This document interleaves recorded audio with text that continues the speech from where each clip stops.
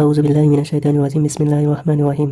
সুপ্রিয় শিক্ষার্থীবৃন্দ, বরাবরের মতো আজকেও চলে আসলাম ক্যালকুলাস 2 চ্যাপ্টার 1 এর উদাহরণ 42 নম্বর, যেখানে বলা হচ্ছে যে ত্রিমাত্রিক স্থানাঙ্ক ব্যবস্থা। ঠিক আছে, একটা বিন্দু নির্ধারণ রাখা হয়েছে x = 1, y = 0, z = 0।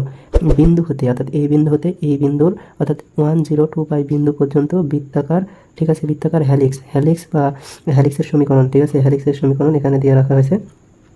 অর্থাৎ এখানে দিয়ে রাখা আছে cos t i plus sin t j plus t k এর দৈর্ঘ্য নির্ণয় করতে হবে। অর্থাৎ এখানে মূল বিষয়টা হচ্ছে যে দৈর্ঘ্য নির্ণয় করা। কি নির্ণয় করা? দৈর্ঘ্য নির্ণয় করা। সেক্ষেত্রে দৈর্ঘ্য নির্ণয় করার ক্ষেত্রে আমাদের একটা সূত্র জানতে হবে। অবশ্যই এই সূত্রটা আমি তোমাদের লিখে দিয়েছিলাম। অর্থাৎ সূত্রটি হচ্ছে যে এরকম সূত্র ছিল যে এখানে দৈর্ঘ্য নির্ণয় অর্থাৎ রেখার দৈর্ঘ্য, অর্থাৎ এটা একটা কি রেখা। তো এই রেখার ক্ষেত্রে আমাদের অর্থাৎ এই বিন্দু থেকে এই বিন্দু পর্যন্ত একটা যদি রেখা কল্পনা করা হয়, আর এই রেখার দৈর্ঘ্য নির্ণয় করার ক্ষেত্রে যে সূত্রটা সেটা হচ্ছে l = আমাদের ইন্টিগ্রেশন করতে হবে, অর্থাৎ যোগ, রেখার সম্পূর্ণ দৈর্ঘ্য নির্ণয় করতে হবে, যোগ বোধক চিহ্ন। সেক্ষেত্রে b ডিভাইডেড হচ্ছে b, আপার লিমিট b এবং লোয়ার লিমিট হচ্ছে a, এবং রুট ওভার সেটা হচ্ছে dx divided dt whole square অর্থাৎ square plus dy divided dt whole square অর্থাৎ square plus dz divided dt square into dt। এটা হচ্ছে আমাদের কি মূল সূত্র। অর্থাৎ এই সূত্র আকারে আমাদের এই দুই বিন্দুর মধ্যবর্তী বিষয়টা অঙ্কন করতে হবে। তাহলে আমরা যদি বলি যে অর্থাৎ এখানে এই যে একটা সমীকরণ দিয়ে রাখা হয়েছে, অর্থাৎ ভেক্টর সমীকরণ বা বৃত্তীয় হেলিক্স এর সমীকরণ এখানে দিয়ে রাখা হয়েছে। তাহলে এখান থেকে এই সমীকরণটাকে থেকে আমরা কি নির্ণয় করতে পারি? প্রথম অবস্থায় পরমিতিক সমীকরণ নির্ণয় করতে হবে, তাই না? আচ্ছা, এখানে কি দেওয়া হয়েছে যে আমরা একটু লিখি যে প্রদত্ত হেলিক্স বা ভেক্টর সমীকরণ। আচ্ছা, আমরা যদি লিখি যে প্রদত্ত বৃত্তাকার হেলিক্স প্রদত্ত বৃত্তাকার helix r t = cos t i plus sin t j plus t k। এটা হচ্ছে প্রদত্ত বৃত্তাকার হেলিক্স একটা সমীকরণ দিয়ে রাখলাম। অর্থাৎ এই সমীকরণের আমাদের যেহেতু x y এবং z এর মানের প্রয়োজন হচ্ছে, কেননা দৈর্ঘ্য নির্ণয়ের ক্ষেত্রে x y এবং z এর প্রয়োজন হচ্ছে, যাকে আমাদের ডেরিভেটিভ করতে হবে। তাহলে x y z এর মান কখন আমরা পাবো? অর্থাৎ এই যে আমাদের বৃত্তীয় হেলিক্স বা ভেক্টর সমীকরণ, তো এই সমীকরণ থেকে আমরা যদি পরামিতিক সমীকরণ নির্ণয় করি তাহলে পাবো। অর্থাৎ 1 নং এর পরামিতিক সমীকরণ কি হবে? পরামিতিক সমীকরণ x = হচ্ছে i সহগ সমান কি cos t, y = হচ্ছে j সহগ কি sin t, আর z = হচ্ছে k সহগ সমান কি t। এটা হচ্ছে আমাদের কি পরামিতিক সমীকরণ। এখন আমাদের প্রয়োজন হবে যে dx ডিভাইডেড dt, অর্থাৎ dt এর সাপেক্ষে আমাদের x y এবং z কে অন্তরীকরণ করতে হবে। তাহলে চলো আমরা অন্তরীকরণ করে নিই। অর্থাৎ এখানে অন্তরীকরণ যদি করি dx ডিভাইডেড dt, এর মানটা আমরা কি পাবো? অর্থাৎ t এর সাপেক্ষে এখানে x কে অন্তরীকরণ করতে হবে। এই পাশে তাহলে আমরা যদি x কে করলাম, এই পাশে তার মানে d divided dt into cos cos cos t একটা গেল। এরপরে আরেকটা বিষয় হচ্ছে যে dy ডিভাইডেড dt, তাহলে এই পাশে আমাদের কি হবে? d divided dt into sin t।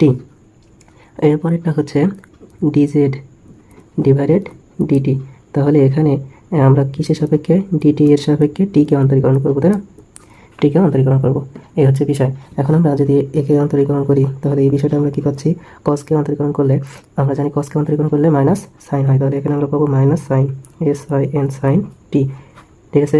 আর t কে যদি অন্তরীকরণ করি তাহলে 1 দ্বারা গুণ করলে মাইনাস সাইন, এটা ঠিক আছে। তারপরে dy ডিভাইডেড t কে যদি অন্তরীকরণ করি তাহলে আমরা কি পাবো? সাইন কে করলে আমরা জানি cos হয়, তাহলে cos cos t পাবো। আর t কে অন্তরীকরণ করলে 1 গুণ করলে cos থাকবে। আর t কে অন্তরীকরণ করলে আমরা জানি যে 1 হয়, কি হয়? t দ্বারা t কে অন্তরীকরণ করা হচ্ছে, তার মানে আমরা এখানে 1 পেলাম, ঠিক আছে। আচ্ছা, এখন আমাদের বিষয়টা অর্থাৎ এই যে চিত্র অঙ্কন করলে বিষয়টা কি দাঁড়ায়?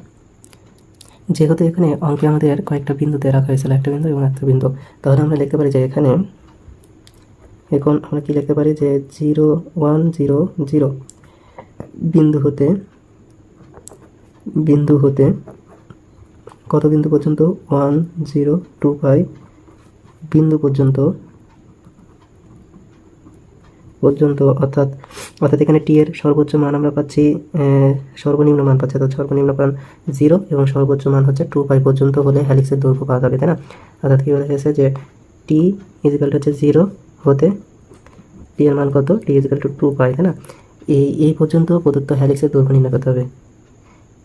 যে পর্যন্ত কি নির্ণয় করতে হবে? প্রদত্ত হেলিক্সের তো হ্যালিক্সের কি নির্ণয় করতে হবে, দৈর্ঘ্য নির্ণয় করতে হবে। তাহলে আমরা দৈর্ঘ্য নির্ণয় সূত্রটা আমরা দেখে এসেছি, দৈর্ঘ্য নির্ণয় অর্থাৎ এল সমান নির্ণয় করতে হবে, তাই না?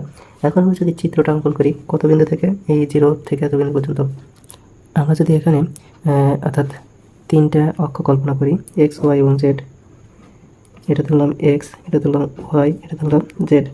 তাহলে যদি বৃত্তীয় হ্যালিক্সের ক্ষেত্রে বলা হচ্ছে এক্স অক্ষের দিকে 1 একক, এখান থেকে শুরু, ঠিক আছে? এখন এটার উপর যদি আমরা একটা বিষয় কল্পনা করি, যে একটা সিলিন্ডার অঙ্কন করে নিলাম, ঠিক আছে? এবং এই সিলিন্ডারটা অঙ্কন করা হলো, তো এটার ক্ষেত্রে আমরা যে বিষয়টা দেখলাম যে সিলিন্ডার তো এরকম হয়, তাই না? এরকম হয়। তো সেক্ষেত্রে কোথায় থেকে শুরু হচ্ছে, অর্থাৎ 1 থেকে শুরু হয়ে অর্থাৎ এইভাবে একটা পাক দিয়ে কী হবে, উপরে উঠে যাবে, অর্থাৎ এই বিন্দু থেকে, ঠিক আছে? এখানে এই বিন্দু থেকে এই বিন্দুর মধ্যবর্তী দূরত্ব নির্ণয় করতে হবে, ঠিক আছে? তাহলে আমাদের বিষয়টা কমপ্লিট হয়ে যাবে। তো তাহলে আমরা সূত্রটা আবার দেখি, যে দৈর্ঘ্য নির্ণয় সূত্র, এল ইজিক্যাল টু আমরা জানি, এল ইজিক্যাল টু হচ্ছে এখানে সর্বোচ্চ টি এর মান হচ্ছে সর্বনিম্ন 0 এবং সর্বোচ্চ হচ্ছে 2 পাই।